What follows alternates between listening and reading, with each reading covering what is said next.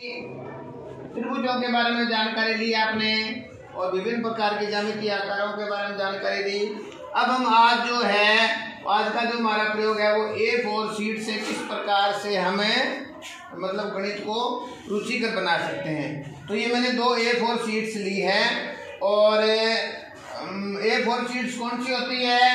जो आपकी सिंपल जिस पर हम फोटोकॉपी निकालते हैं वो A4 शीट से हमने ले ली।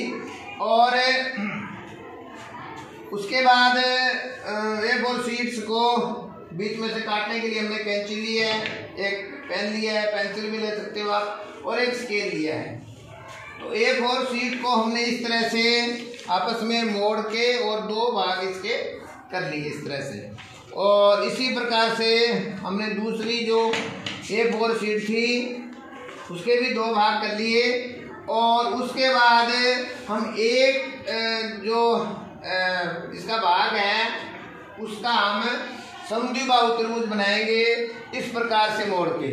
देख ठीक है, इसको ऐसे मोड़ लिया यानी लंबाई वाली साइड से ये हमारा विकर्ण, इसको हमें विकर्ण वाले साइड से मोड़ ली जो सबसे लंबी है।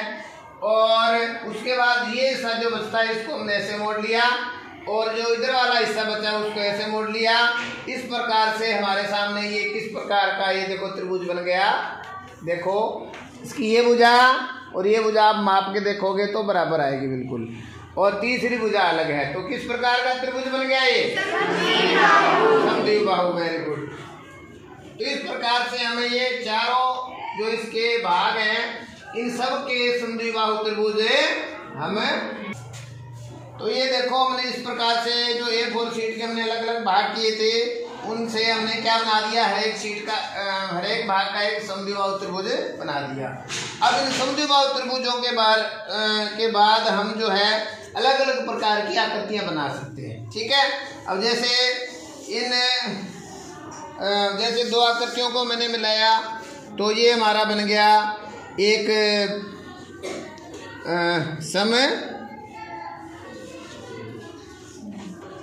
समबाहु और समचतुर्भुज। क्या बन गया हमारा? समचतुर्भुज। इसकी चारों भुजाएं बराबर है। ये हम अब क्या बनाएंगे, इनको मिला के हमें एक इस प्रकार से अगर आपको इनको रखो समचतुर्भुज बनाना सीखा, इसी प्रकार से हम क्या कर सकते हैं, इन आकृतियों को मिला के और एक हम पंचभुज बनाएंगे।